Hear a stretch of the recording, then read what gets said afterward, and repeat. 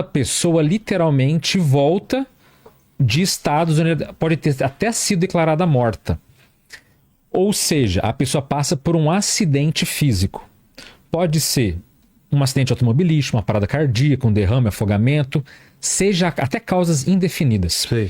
Quando a pessoa passa muito mal, acontecem, na minoria dos casos, uma série de fenômenos muito impactantes, muito extraordinários, vamos colocar assim, que fazem a pessoa entender que aquela é uma realidade muito mais profunda. Mas o que eu quero dizer com isso?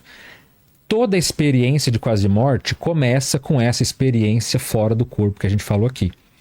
Então, essa história de que falam, olha, ninguém nunca voltou da morte para contar. Eu, da outra vez, vim e falei, não, gente, isso não existe. Milhões de pessoas no mundo já voltaram para contar. Tem até um pesquisador americano que ele estuda muito em parada cardíaca. Na análise dele, ele acha que fica entre 5%, talvez 10% de todas as paradas cardíacas do mundo tem algum nível dessa experiência que eu vou contar aqui, chamada EQM. Mas sempre que há... Então, a maioria, vamos colocar aqui 90%, teve uma parada cardíaca. Fala, fulano, você lembra de alguma coisa? Não. Fiquei desacordado, breu. Você ficou em estado de coma. Lembrou de alguma coisa? Tem morte cerebral por um tempo e depois volta? Às vezes tem. Tem? Às vezes tem. E também tem experiência? Também tem experiências. Então, quer dizer, a pessoa fica num estado muito grave, mas quando é lúcido, ela fala, olha, eu estava fora do meu corpo.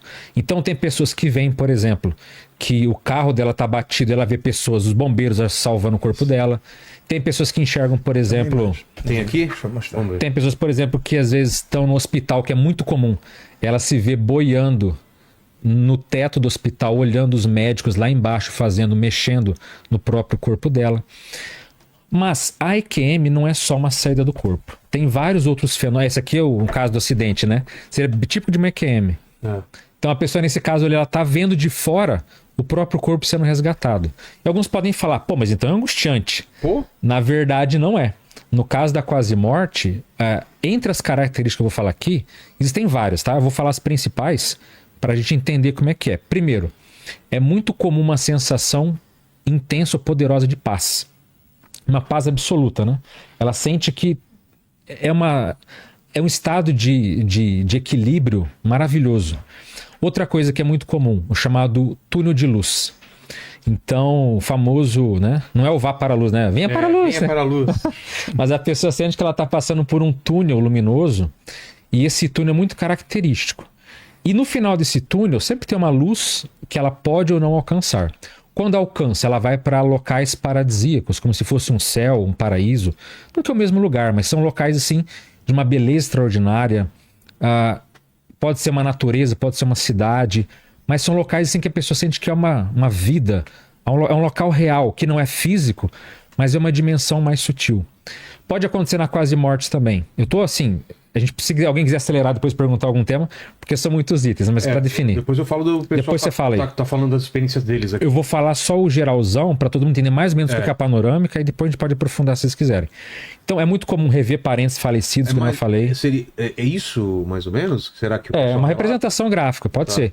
Mas o túnel tem de diversas formas. Às vezes parece que energias estão em espiral. Tem vezes que a pessoa sente que, como se ela tivesse parado e o túnel se movendo.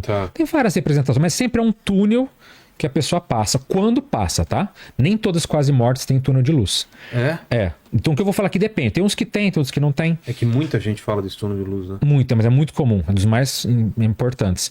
A pessoa encontra parentes falecidos, encontra aquele que falei, o anjo protetor, ou mentor, ou guia. É comum, em alguns casos, a pessoa... Aí é um fenômeno muito legal, que é chamada revisão da vida, ou visão panorâmica, que a pessoa revê do nascimento até aquele instante. E quando eu falo rever, muitas vezes é cada pensamento que ela teve, cada ação que ela executou, tudo ela vê em retrospecto. Alguns até vê o contrário, vê daquele momento até o nascimento, mas há uma retrospectiva e que a pessoa vê com total clareza quem ela é, que ela está sendo. Se a vida dela está acertada, se ela está em paz, se ela está triste.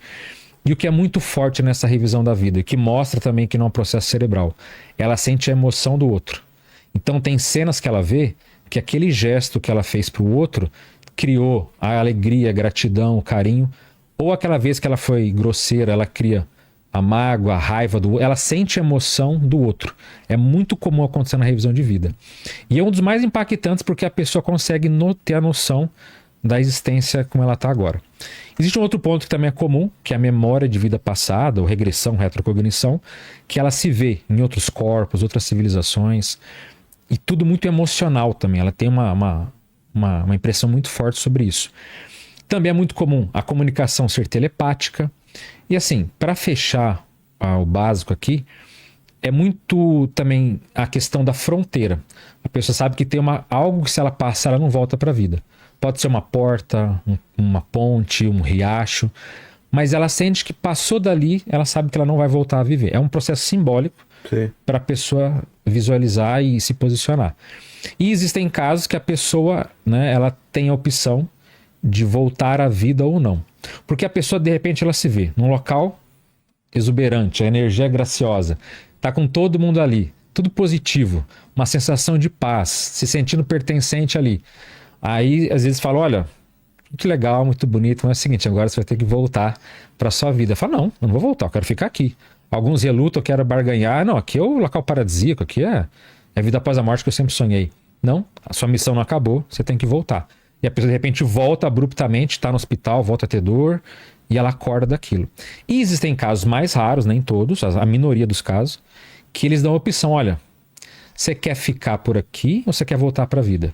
E a pessoa faz uma decisão consciente. Qualquer que for a escolha, é positiva.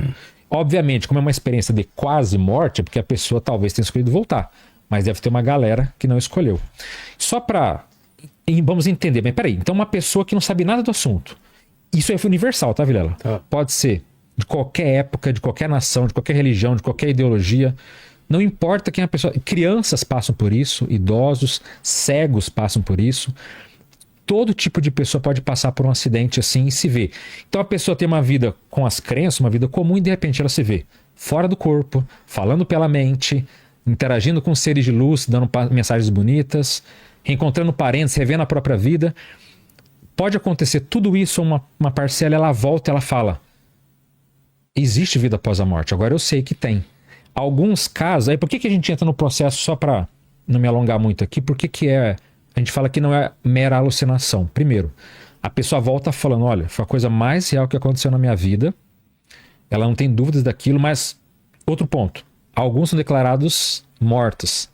Da hora do óbito, fala que a pessoa não volta mais, e a pessoa acaba voltando à vida e narrando, olha, eu não apenas estive nessa situação, mas eu vi fulano, vi ciclano.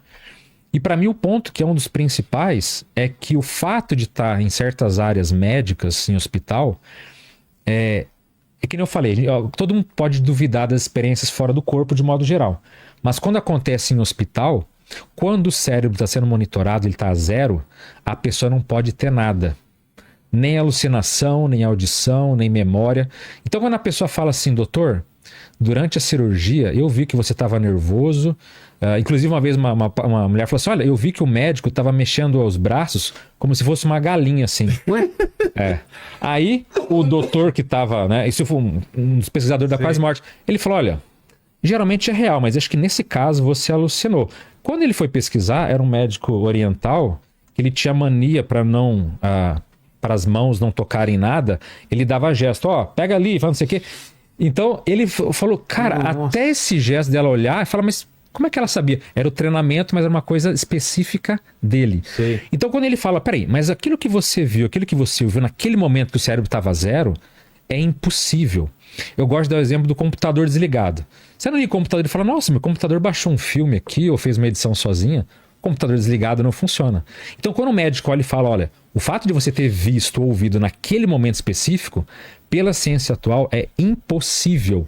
Então ou a consciência, o espírito, a alma, se manifesta fora do corpo e de alguma forma volta com a informação, ou um cérebro desligado faz alguma coisa revolucionária que a ciência não faz a menor ideia para justificar o que ela trouxe de informação, entendeu?